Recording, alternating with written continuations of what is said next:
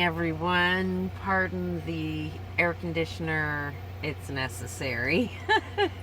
So there's going to be background noise.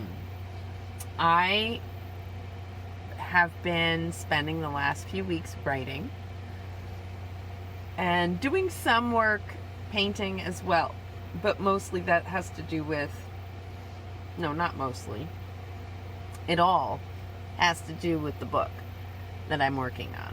So for those of you who've been following on from the beginning, then you already know what this is all about, and I thank you for continuing to support me and this channel and keeping things moving forward. But for those of you who are new to the channel, I am an artist, a landscape painter who is out painting all 50 states, living in my van. And when I left, part of this goal was to put out a book. Now, originally, when I left, I thought this was going to be maybe a 6-year project. I thought I would just, zigzag north to south with ease.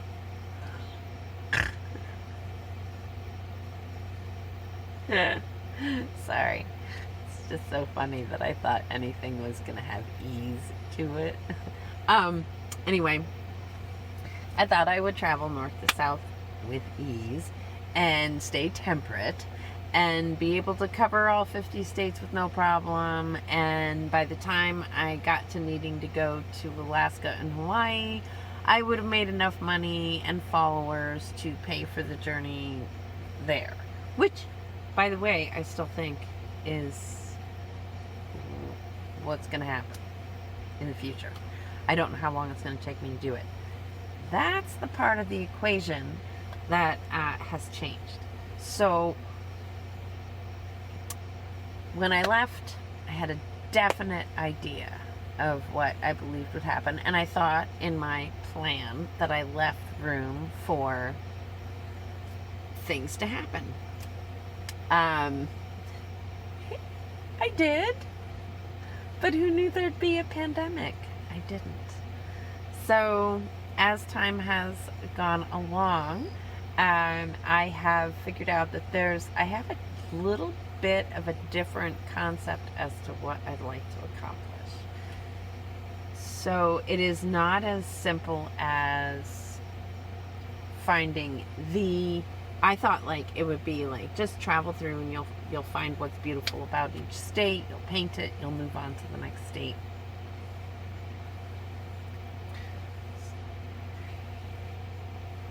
It has become, because of COVID, because of the pandemic, because of the different things that occurred in those first few months on the road, my whole trajectory got changed, right? And then I had to start being more open to my journey changing on me, right? Well, recently, within the last year, I definitely figured out that this is not one book. One, y'all would be waiting a long time for the one book. Two, there's just way too much content for one book. So I decided it would be a series of books, and then I went through the process of how am I presenting this, and that is still somewhat up in the air, but what I decided to do was just get started writing. So I was able, because of generous investment in me, given time to sit still here in Round Rock and really focus on writing, which means I haven't been doing any painting. I'm really, because that's how this animal works. I admit I feel like I'm not getting far fast. I know I'm handwriting in cursive, which is what is also taking time. But also, as I'm writing, memories are coming back, right? Like, so I've been telling this story every time I meet new people. Abbreviated versions of my first couple years on the road, right? Like every day there's a little bit more of the story. People want to hear it. And as I write about these memories, as I go through my images, I'm like, oh my gosh, there's so much. So I'm just taking a deep breath and allowing myself. So I'm doing a process every day of meditation. I give myself some downtime where it's nothing about the book, right? Because I need to do that to kind of cleanse the palate a little bit. And I do some meditation to help kind of put me in that time, to help open me up to being, remembering more than just the logistics, right? Like, so my feelings and emotions and thoughts during that time. And it's pretty incredible. And as I've gone, like, I'm like, oh my gosh, I'm going to have to go back and flesh out the beginning more because I left stuff out. And that's because when I first started writing, it was more of a timeline, right? Like, I was like, oh, I don't want to waste time on this whole part. I just want to get to getting on the road. Almost like, you know, when I was getting ready to get on the road, I was pretty eager. I was so eager, I just threw everything in and left. I don't want to do that with this. But I did realize, and I'm giving myself a little self-forgiveness. One, this hasn't even been edited yet, so I can always add to it, and I need to not be so critical of myself. Two, this is my first real dedicated effort into writing. It's always been a hobby, always been something I thought I would do in my life. And then my dyslexia got worse. I know that sounds strange, but it was because of anxiety that my dyslexia got worse. And it is now getting better, right? Because I'm living a much less anxious life. But I also know what things set me off now.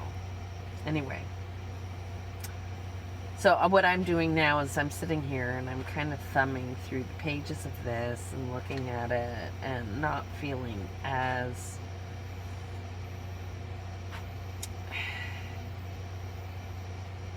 unaccomplished as I was feeling even just a few seconds ago.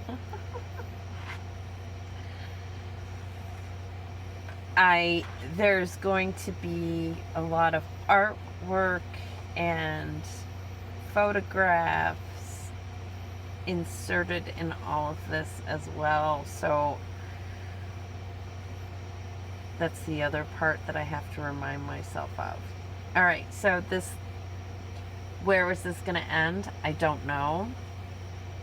I figured I would just write until I fill this book. So this is 100 pages. I have 22.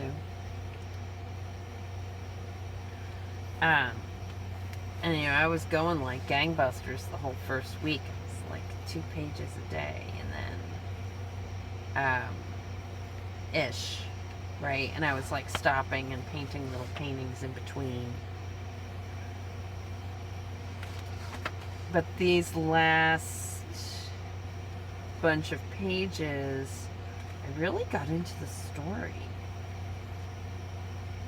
and remembering what it was that was going on and how I wanted to say it. And so the writing slowed down. But I will say that writing in cursive is definitely making a difference for me.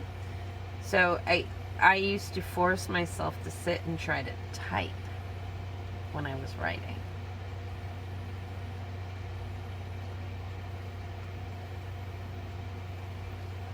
So frustrating. It was so much disconnect for me. And I know that's not the same for everybody. I'm a very tactile person. And I'm also, like I said, dyslexic. So when I am stream of consciousness writing, I'm not paying attention to the forwards and backwards of things, right? If I stop and pay too much attention to that, I don't really get the thought out. So I go through, I put it down. This is the reason I write in pencil. And it is why I thought writing on a computer would be helpful to me. So that I thought, well, then I can quickly edit that last sentence or that last thought or that last paragraph, right? Well, I half the time couldn't even get the whole paragraph out. But when I handwrite in pencil, I can write for the day, right? I just write until my hand hurts. I write. And then I stop, and because I have to take a break from my hand, and I grab my yoga balls and I start squeezing my balls, and then I reread what I wrote that day. And I give myself an opportunity to kind of think about it and read it out loud, maybe, to hear how it sounds. And then I will reconstruct sentences in that process. And so as I'm sitting there and I'm reading out loud and I'll erase the sentence and rewrite it. Usually, I've given my hands a chance to recover. So I'm holding my hands like this because I was writing this morning. This is an actual therapeutic rest position for the thumb. Or to even bring it into the hand and just kind of let it rest. Not pulling it, but just letting it rest. Anyway, so after a period of rest, I will start erasing and rewriting. Is that necessarily a productive way to write? Maybe not for other people, but if I don't do it in the moment, I lose the moment and the thought. So it's better for me to do it in the moment. Plus, I cannot hand over a handwritten book to somebody for editing, right? So what I'm going to have to do when I'm finished with all the handwriting is then read it into dictation software so that it will type out, and then I have to correct that as I go, because again, I'm not good waiting till the end and then going back to the beginning to correct. I lose my train of thought. So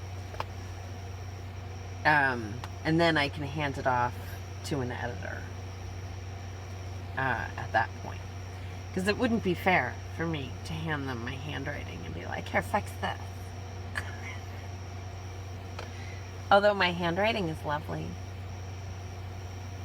And I seriously considered handwriting the book and then scanning the pages. Although there may still be some scanned pages out of sketchbooks to be included in future things.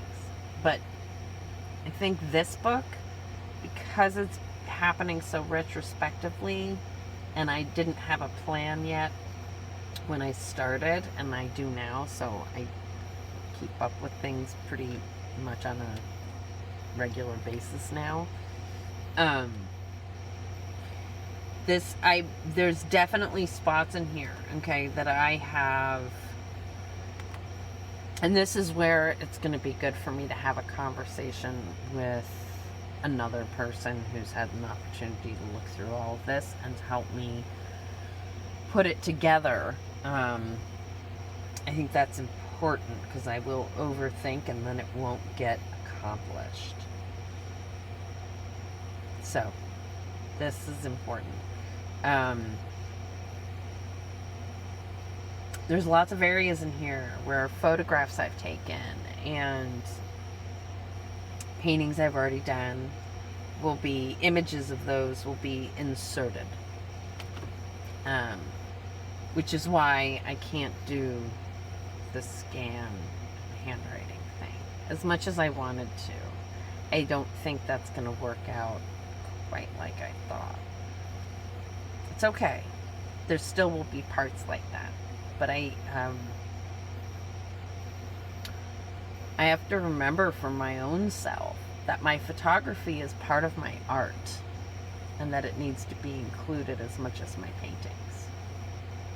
Because that is how my art started. It was with a camera when I was like 8 years old.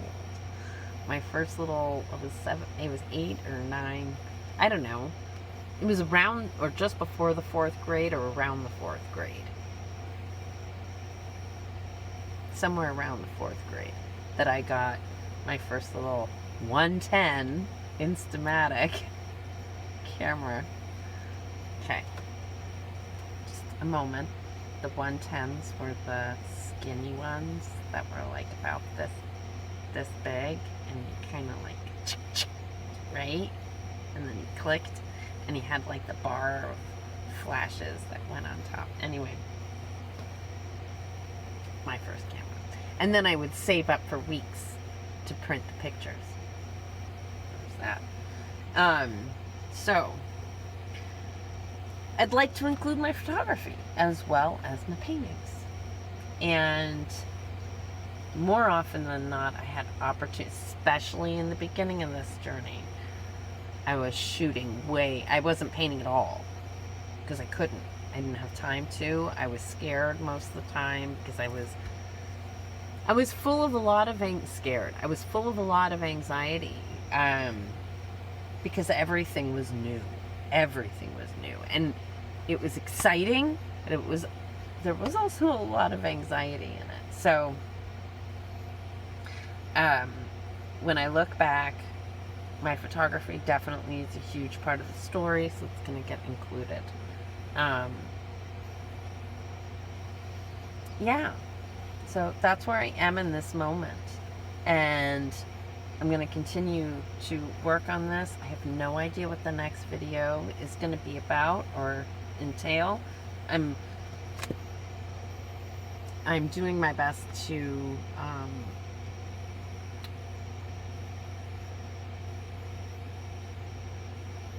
make time in the next couple of days. I'm going to do my best to make time for just YouTube content, and kind of put this aside for a minute. I know, but I gotta do something for you guys, because this talking stuff kind of gets old after a while, I'm sure, for you. Yeah. Alright. Say thank you very much for joining me today and sticking around for this update. And if you like today's video, you can hit that thumbs up button. It really makes a difference in the algorithm and helps the channel. Also, so does subscribing to the channel. So if you haven't yet, I hope you consider subscribing and hit that notification bell if you want to be notified every time I put out a video. All the links are below for contributions, for purchasing prints. There's Fine Art America links below. There's my Instagram for paintings that are still available for sale. There is my Patreon. There is, which, by the way, I am doing my best to build up. So if you would like to go check out my Patreon, it is the top link in the description. And then there's a PayPal link if you just want to do a one-time contribution to help me continue moving forward on this journey. So, all right, everybody, I'll see you next time. Bye.